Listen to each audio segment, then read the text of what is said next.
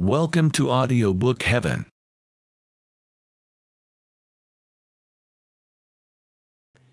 The Odyssey by Homer. Translated by Samuel Butler. Book 20. Ulysses slept in the cloister upon an undressed bullock's hide, on the top of which he threw several skins of the sheep the suitors had eaten, and Eurynome threw a cloak over him after he had laid himself down.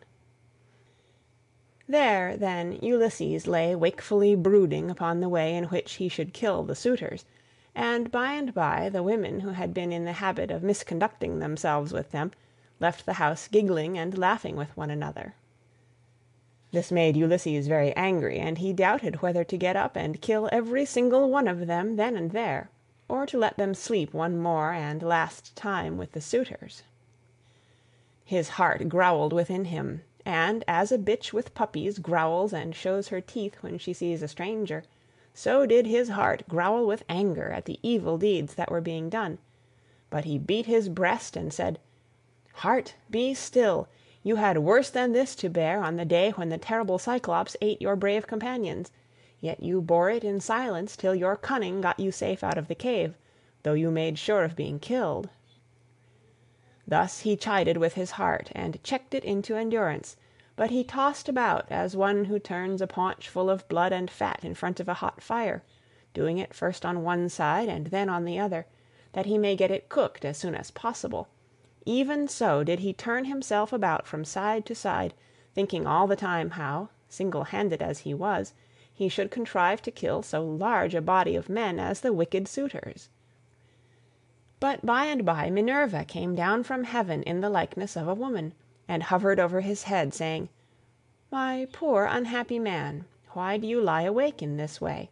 This is your house, your wife is safe inside it, and so is your son, who is just such a young man as any father may be proud of." "Goddess," answered Ulysses, "all that you have said is true, but I am in some doubt as to how I shall be able to kill these wicked suitors single-handed, seeing what a number of them there always are. And there is this further difficulty, which is still more considerable. Supposing that with Jove's and your assistance I succeed in killing them, I must ask you to consider where I am to escape to from their avengers when it is all over." "For shame," replied Minerva. "Why, anyone else would trust a worse ally than myself, even though that ally were only a mortal and less wise than I am. Am I not a goddess, and have I not protected you throughout in all your troubles? I tell you plainly that even though there were 50 bands of men surrounding us and eager to kill us, you should take all their sheep and cattle and drive them away with you. But go to sleep. It is a very bad thing to lie awake all night, and you shall be out of your troubles before long." As she spoke she shed sleep over his eyes, and then went back to Olympus. While Ulysses was thus yielding himself to a very deep slumber that eased the burden of his sorrows, his admirable wife awoke, and sitting up in her bed began to cry. When she had relieved herself by weeping, she prayed to Diana, saying, "Great goddess Diana, daughter of Jove, drive an arrow into my heart and slay me, or let some whirlwind snatch me up and bear me through paths of darkness, till it drop me into the mouths of overflowing Oceanus, as it did the daughters of Pandareus." The daughters of Pandareus lost their father and mother, for the gods killed them, so they were left orphans.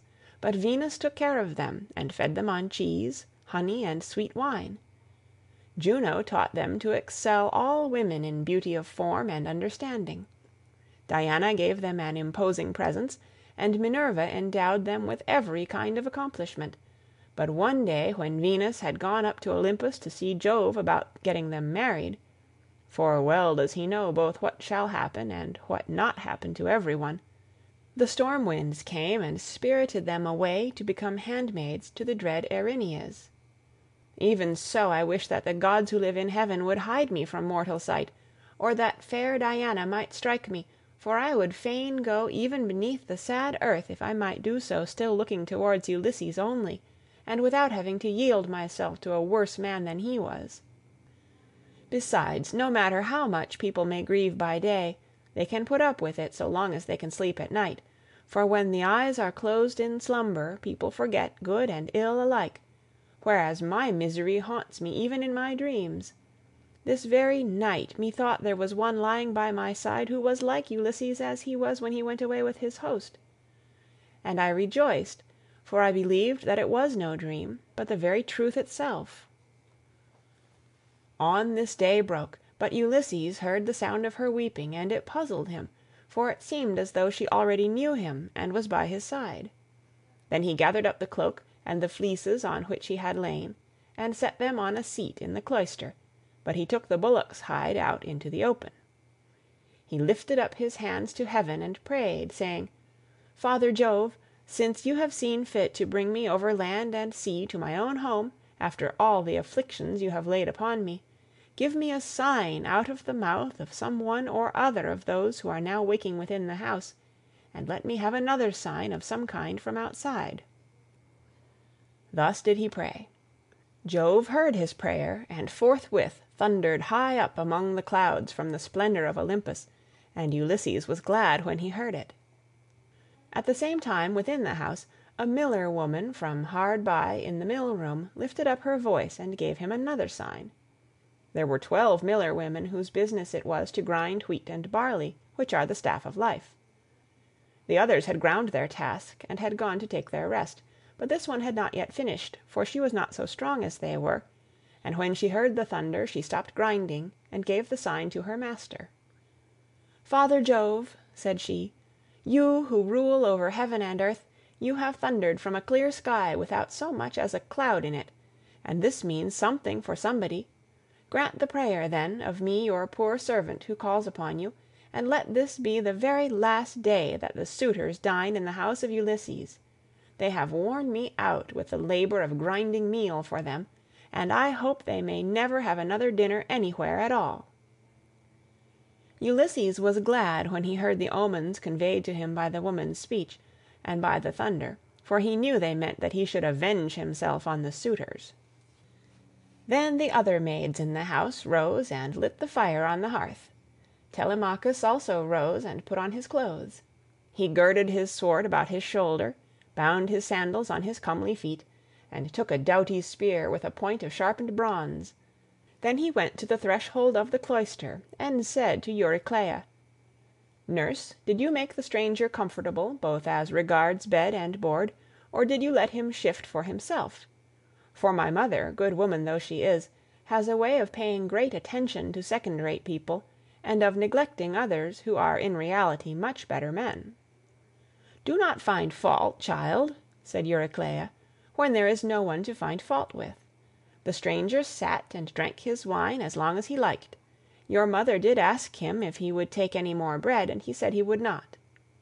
When he wanted to go to bed she told the servants to make one for him, but he said he was such a wretched outcast that he would not sleep on a bed and under blankets. He insisted on having an undressed bullock's hide and some sheepskins put for him in the cloister, and I threw a cloak over him myself." Then Telemachus went out of the court to the place where the Achaeans were meeting in assembly. He had his spear in his hand, and he was not alone, for his 2 dogs went with him. But Eurycleia called the maids and said, "Come, wake up, set about sweeping the cloisters and sprinkling them with water to lay the dust. Put the covers on the seats, wipe down the tables, some of you, with a wet sponge. Clean out the mixing jugs and the cups, and go for water from the fountain at once. The suitors will be here directly. They will be here early, for it is a feast day." Thus did she speak, and they did even as she had said. 20 of them went to the fountain for water, and the others set themselves busily to work about the house. The men who were in attendance on the suitors also came up and began chopping firewood. By and by the women returned from the fountain, and the swineherd came after them with the 3 best pigs he could pick out. These he let feed about the premises, and then he said good-humoredly to Ulysses, "Stranger, are the suitors treating you any better now, or are they as insolent as ever?" "May heaven," answered Ulysses, "requite to them the wickedness with which they deal high-handedly in another man's house without any sense of shame." Thus did they converse. Meanwhile Melanthius the goatherd came up, for he too was bringing in his best goats for the suitors' dinner, and he had 2 shepherds with him. They tied the goats up under the gatehouse, and then Melanthius began gibing at Ulysses. "Are you still here, stranger?" said he, "to pester people by begging about the house? Why can you not go elsewhere? You and I shall not come to an understanding before we have given each other a taste of our fists. You beg without any sense of decency. Are there not feasts elsewhere among the Achaeans, as well as here?" Ulysses made no answer, but bowed his head and brooded. Then a third man, Philoetius, joined them, who was bringing in a barren heifer and some goats. These were brought over by the boatmen who are there to take people over when anyone comes to them. So Philoetius made his heifer and his goats secure under the gatehouse, and then went up to the swineherd. "Who, swineherd," said he, "is this stranger that is lately come here? Is he one of your men? What is his family? Where does he come from? Poor fellow, he looks as if he had been some great man, but the gods give sorrow to whom they will, even to kings, if it so pleases them." As he spoke, he went up to Ulysses and saluted him with his right hand. "Good day to you, father stranger," said he. "You seem to be very poorly off now, but I hope you will have better times by and by. Father Jove, of all gods you are the most malicious. We are your own children, yet you show us no mercy in all our misery and afflictions. A sweat came over me when I saw this man, and my eyes filled with tears, for he reminds me of Ulysses, who I fear is going about in just such rags as this man's are, if indeed he is still among the living. If he is already dead and in the house of Hades, then alas! For my good master, who made me his stockman when I was quite young among the Cephallenians, and now his cattle are countless. No one could have done better with them than I have, for they have bred like ears of corn. Nevertheless, I have to keep bringing them in for others to eat, who take no heed to his son though he is in the house, and fear not the wrath of heaven, but are already eager to divide Ulysses' property among them, because he has been away so long. I have often thought, only it would not be right while his son is living, of going off with the cattle to some foreign country. Bad as this would be, it is still harder to stay here and be ill-treated about other people's herds. My position is intolerable, and I should long since have run away and put myself under the protection of some other chief, only that I believe my poor master will yet return and send all these suitors flying out of the house." "Stockman," answered Ulysses, "you seem to be a very well-disposed person, and I can see that you are a man of sense. Therefore I will tell you, and will confirm my words with an oath. By Jove, the chief of all gods, and by that hearth of Ulysses to which I am now come, Ulysses shall return before you leave this place, and if you are so minded you shall see him killing the suitors who are now masters here." "If Jove were to bring this to pass," replied the stockman, "you should see how I would do my very utmost to help him." And in like manner Eumaeus prayed that Ulysses might return home. Thus did they converse. Meanwhile the suitors were hatching a plot to murder Telemachus, but a bird flew near them on their left hand, an eagle with a dove in its talons. On this Amphinomus said, "My friends, this plot of ours to murder Telemachus will not succeed. Let us go to dinner instead." The others assented, so they went inside and laid their cloaks on the benches and seats. They sacrificed the sheep, goats, pigs, and the heifer, and when the inward meats were cooked they served them round. They mixed the wine in the mixing bowls, and the swineherd gave every man his cup, while Philoetius handed round the bread in the bread baskets, and Melanthius poured them out their wine. Then they laid their hands upon the good things that were before them. Telemachus purposely made Ulysses sit in the part of the cloister that was paved with stone. He gave him a shabby-looking seat at a little table to himself, and had his portion of the inward meats brought to him, with his wine in a gold cup. "Sit there," said he, "and drink your wine among the great people. I will put a stop to the gibes and blows of the suitors, for this is no public house, but belongs to Ulysses, and has passed from him to me. Therefore, suitors, keep your hands and your tongues to yourselves, or there will be mischief." The suitors bit their lips and marveled at the boldness of his speech. Then Antinous said, "We do not like such language, but we will put up with it, for Telemachus is threatening us in good earnest. If Jove had let us, we should have put a stop to his brave talk ere now." Thus spoke Antinous, but Telemachus heeded him not. Meanwhile the heralds were bringing the holy hecatomb through the city, and the Achaeans gathered under the shady grove of Apollo. Then they roasted the outer meat, drew it off the spits, gave every man his portion, and feasted to their hearts' content. Those who waited at table gave Ulysses exactly the same portion as the others had, for Telemachus had told them to do so. But Minerva would not let the suitors for one moment drop their insolence, for she wanted Ulysses to become still more bitter against them. Now there happened to be among them a ribald fellow whose name was Ctesippus, and who came from Same. This man, confident in his great wealth, was paying court to the wife of Ulysses, and said to the suitors, "Hear what I have to say. The stranger has already had as large a portion as anyone else. This is well, for it is not right nor reasonable to ill-treat any guest of Telemachus who comes here. I will, however, make him a present on my own account, that he may have something to give to the bathwoman, or to some other of Ulysses' servants." As he spoke he picked up a heifer's foot from the meat-basket in which it lay, and threw it at Ulysses, but Ulysses turned his head a little aside and avoided it, smiling grimly Sardinian fashion as he did so, and it hit the wall, not him. On this Telemachus spoke fiercely to Ctesippus.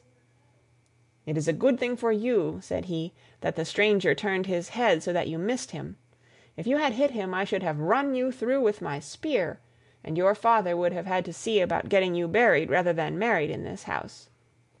So let me have no more unseemly behavior from any of you, for I am grown up now to the knowledge of good and evil, and understand what is going on, instead of being the child that I have been heretofore. I have long seen you killing my sheep and making free with my corn and wine. I have put up with this, for one man is no match for many, but do me no further violence. Still, if you wish to kill me, kill me. I would far rather die than see such disgraceful scenes day after day, guests insulted, and men dragging the women servants about the house in an unseemly way." They all held their peace, till at last Agelaus, son of Damastor, said, "No one should take offence at what has just been said, nor gainsay it, for it is quite reasonable. Leave off, therefore, ill-treating the stranger or any one else of the servants who are about the house. I would say, however, a friendly word to Telemachus and his mother, which I trust may commend itself to both. As long, I would say, as you had ground for hoping that Ulysses would one day come home, no one could complain of your waiting and suffering the suitors to be in your house.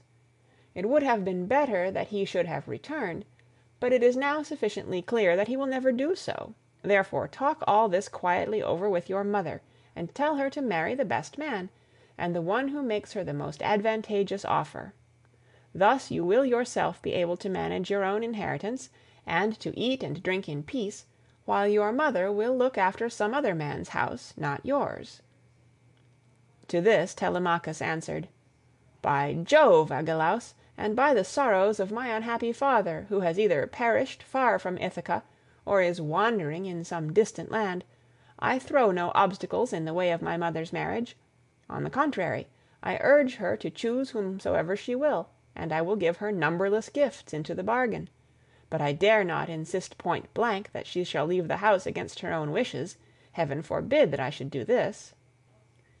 Minerva now made the suitors fall to laughing immoderately, and set their wits wandering, but they were laughing with a forced laughter. Their meat became smeared with blood, their eyes filled with tears, and their hearts were heavy with forebodings. Theoclymenus saw this, and said, "Unhappy men, what is it that ails you? There is a shroud of darkness drawn over you from head to foot, your cheeks are wet with tears, the air is alive with wailing voices, the walls and roof beams drip blood, the gate of the cloisters and the court beyond them are full of ghosts, trooping down into the night of hell. The sun is blotted out of heaven, and a blighting gloom is over all the land." Thus did he speak, and they all of them laughed heartily. Eurymachus then said, "This stranger who has lately come here has lost his senses. Servants, turn him out into the streets, since he finds it so dark here." But Theoclymenus said, "Eurymachus, you need not send anyone with me. I have eyes, ears, and a pair of feet of my own, to say nothing of an understanding mind. I will take these out of the house with me, for I see mischief overhanging you, from which not one of you men who are insulting people and plotting ill deeds in the house of Ulysses will be able to escape." He left the house as he spoke, and went back to Piraeus, who gave him welcome, but the suitors kept looking at one another and provoking Telemachus by laughing at the strangers. One insolent fellow said to him, "Telemachus, you are not happy in your guests. First you have this importunate tramp, who comes begging bread and wine, and has no skill for work or for hard fighting, but is perfectly useless. And now here is another fellow who is setting himself up as a prophet. Let me persuade you, for it will be much better to put them on board ship and send them off to the Sicels to sell for what they will bring." Telemachus gave him no heed, but sat silently watching his father, expecting every moment that he would begin his attack upon the suitors. Meanwhile the daughter of Icarius, wise Penelope, had had a rich seat placed for her facing the court and cloisters, so that she could hear what every one was saying. The dinner indeed had been prepared amid much merriment. It had been both good and abundant, for they had sacrificed many victims. But the supper was yet to come, and nothing can be conceived more gruesome than the meal which a goddess and a brave man were soon to lay before them, for they had brought their doom upon themselves. End of Book 20.